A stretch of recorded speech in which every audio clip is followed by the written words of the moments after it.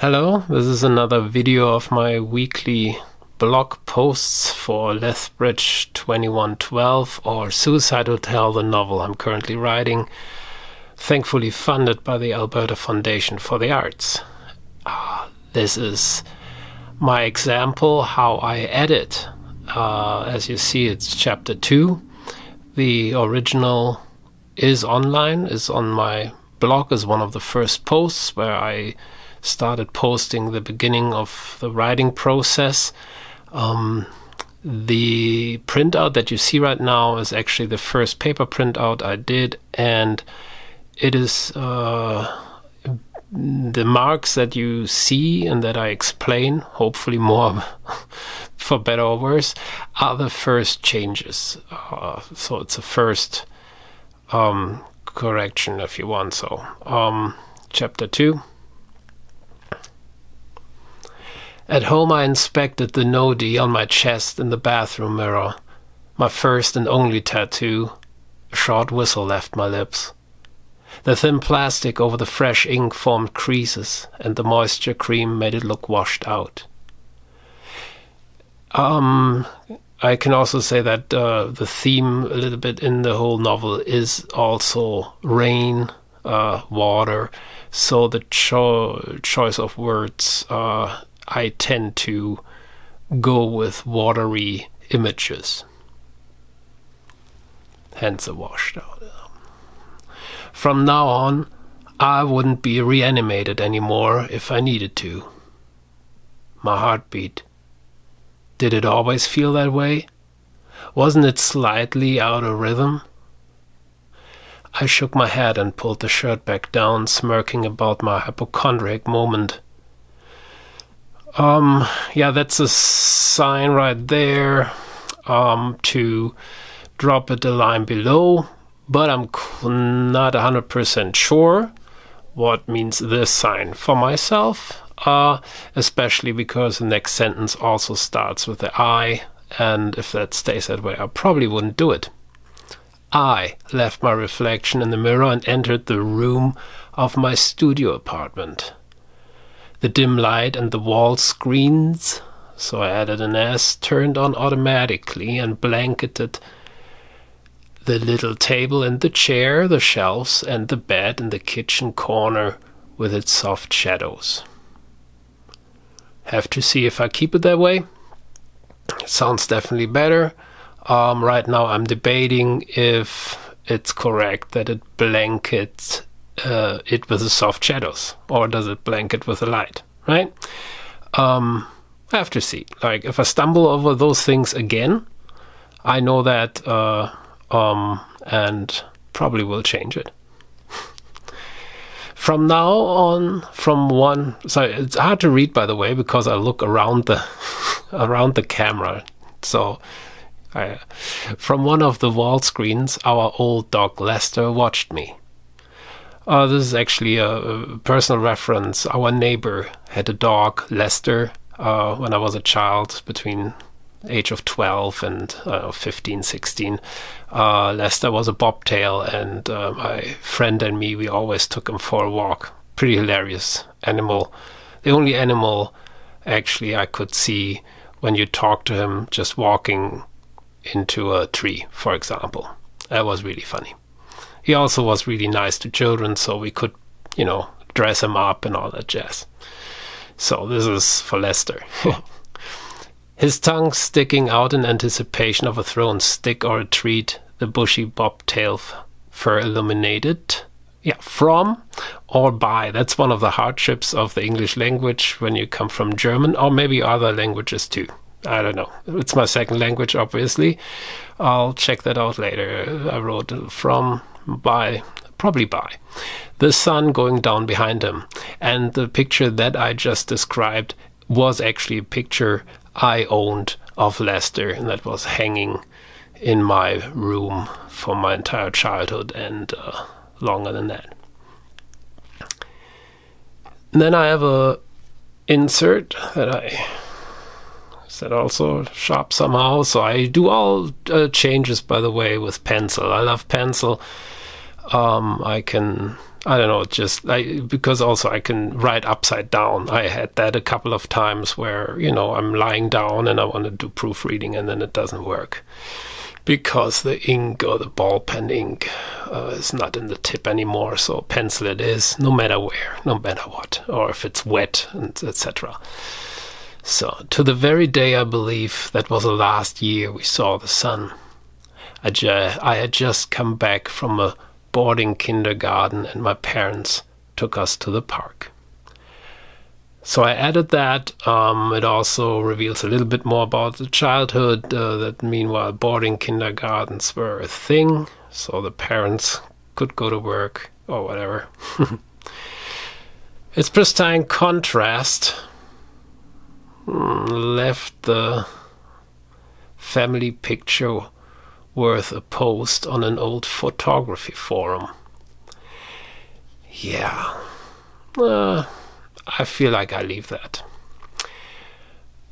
Next, a public service announcement faded in. If life gets too much, let's get in touch. Then the picture changed to my dad. The whole scene, these sentences are basically a mock of social media, right? Where very personal moments are interspersed by advertisement. I don't know what that does. I'm just the jester, I'm just the author, so I just point it out. Change to my dad. He passed away shortly after Mom, who died of a brain tumor. He took the opportunity to be one of the first 1,000 heroes who walked the plank. So I noted there on the side, later advisor mentioned glorious past. So that's something I'll have to work in later into the novel. At this point I knew I didn't bring it up from the advisor, and that's a very strong, very good point to convince him subtly, more or less subtle. A fake silver plaque framed in ore hung over my bed. And then you see those XXXX. That is always my sign to that I have to do something, and that's what I write already. Obviously, when I write this version, so I just type it in, and a memo basically to myself takes it to the hotel. So I have to see that he packs it in. And why 4x? Well, there's no words pretty much in any language that have 4 X's. So it's for the search function. I can just type in find XXXX, and I can jump from place to place throughout the entire novel and basically erase them after working on them. Why 4X? Because there's nothing with 3X. 4X is an Australian beer. I really like to drink there.